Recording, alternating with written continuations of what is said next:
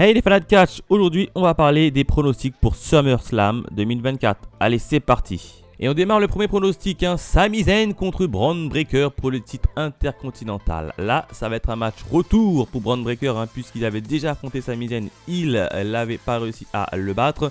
Là, je pense que ça va être Bron Breakker qui va gagner, puisque déjà c'est le match retour et en plus de ça, il a réussi quand même à éliminer Ilya Dragunov. Ilya Dragunov qui n'est pas n'importe qui en termes de catcheur, ancien champion NXT. Donc je pense que Bron Breakker va battre Sami Zayn et il va récupérer le titre des mains de Sami Zayn. Victoire de Bron Breakker. Deuxième match, Logan Paul contre LA Knight pour le titre des États-Unis. Là également, ça va être un beau match. Je pense que ça va être un beau match.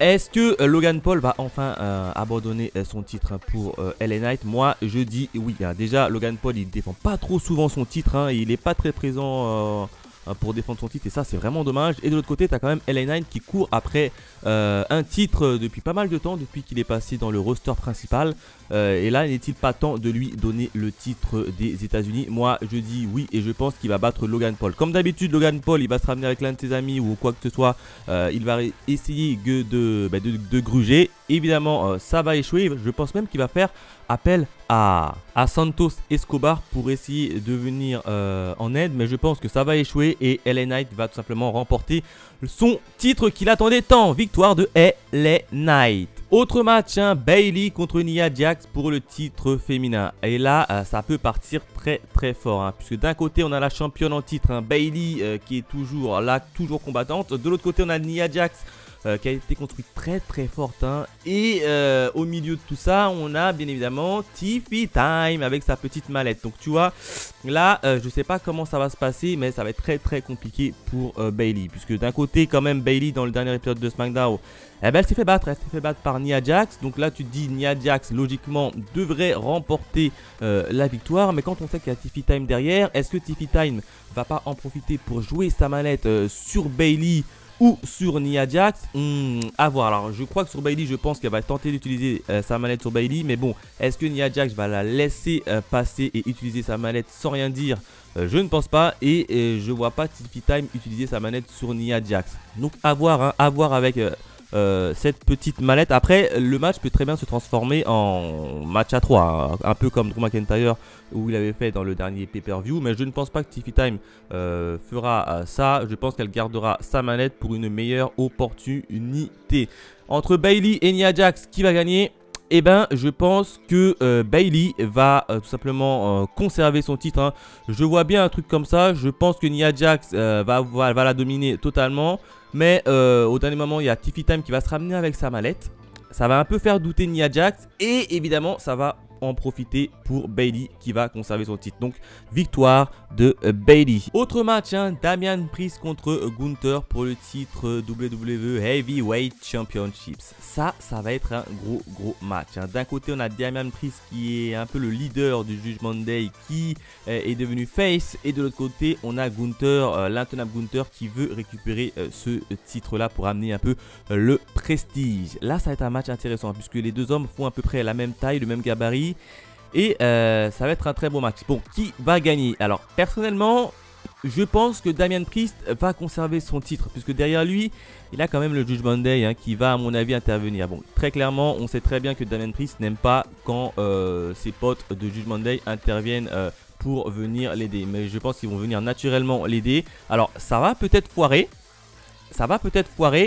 mais je pense que Damian Priest va conserver son titre malgré tout ça. De l'autre côté on a Gunther. Gunther, vous le savez, il est un lieutenant, c'est Ludwig Kaiser, mais bon, en général quand Gunther y combat, il ne fait jamais appel à ses lieutenants, il va droit et seul dans la bagarre. Donc ça c'est plutôt pas mal, mais je pense que Damian Priest va conserver son titre. Il va peut-être battre Gunther d'une manière pas totalement propre, comme ça permettra pourquoi pas d'avoir une petite revanche. Donc ici victoire de Damian Priest.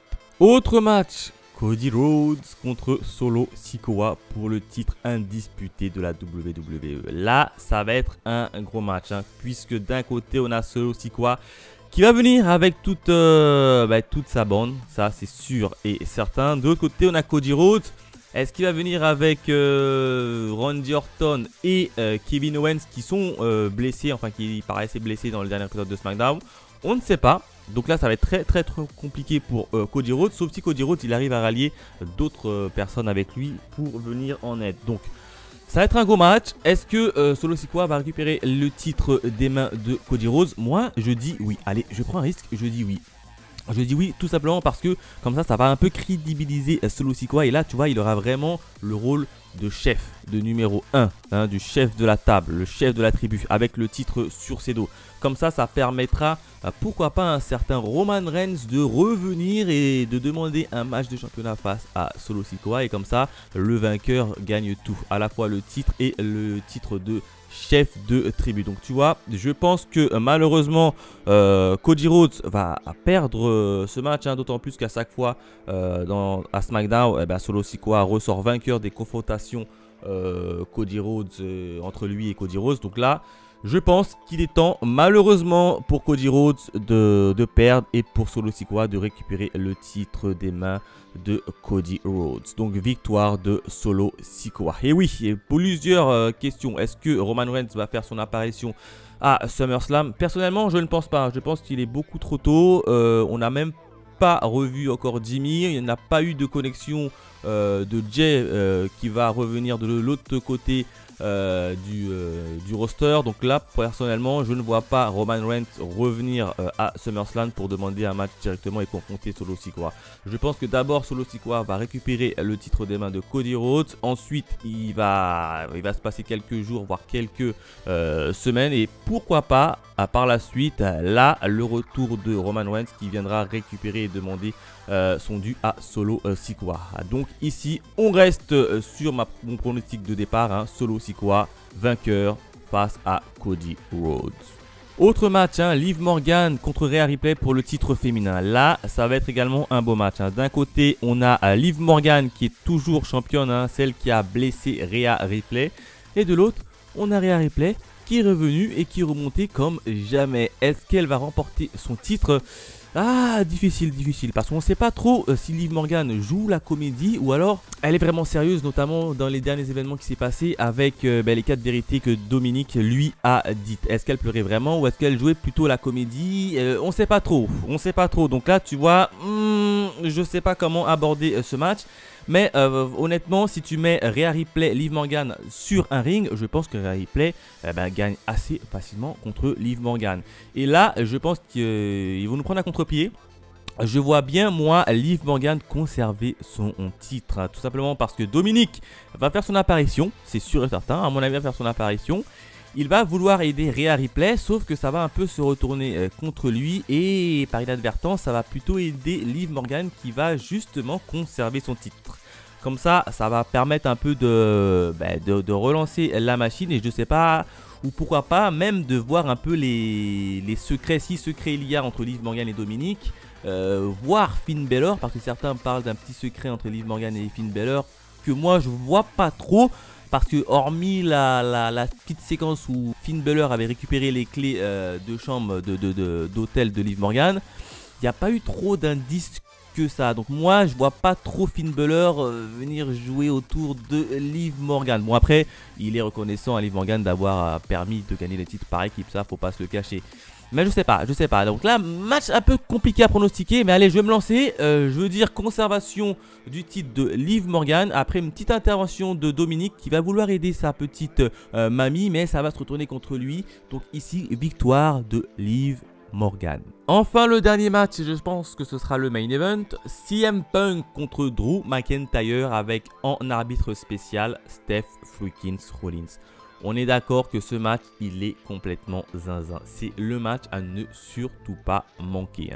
Hein. Puisque tous les participants de ce match-là se détestent. Ils se détestent. Punk déteste McIntyre et Rollins. Rollins déteste Punk et McIntyre déteste Punk et Rollins. Tout le monde se déteste. Et moi, qui je vois comme vainqueur de ce match? Eh ben, personne. c'est pas possible. Ce match-là ne pourra pas se terminer de manière clean. Il y aura forcément une décision un peu chelou, un peu controversée. Moi, je vois bien Punk et McIntyre se faire disqualifier par Steph freaking Rollins. Je pense que Punk et Drew McIntyre au départ vont combattre normalement. Et ensuite, ils vont un peu s'énerver contre Steph freaking Rollins qui prendra pas toujours les bonnes décisions. Je pense que ça va être comme ça. Et ils vont un peu se retourner contre Rollins et ils vont l'attaquer. Évidemment, Rollins étant l'arbitre du match, il va tout simplement mettre fin au match. Il va les déclarer à égalité, sans aucun gagnant. Et comme ça permettra d'avoir un match retour avec Steph Rollins qui va intégrer le match. Et le match se transformera en triple menace. Donc c'est comme ça que je vois les choses. Donc ici, ni victoire de Punk, ni victoire de Drew McIntyre. Ça va tout simplement être un match nul. Voilà en termes de mes pronostics. N'hésitez pas à me laisser vos pronostics dans les commentaires. Quant à nous, on se retrouve très vite pour de nouvelles aventures. Allez, bye les fans de catch.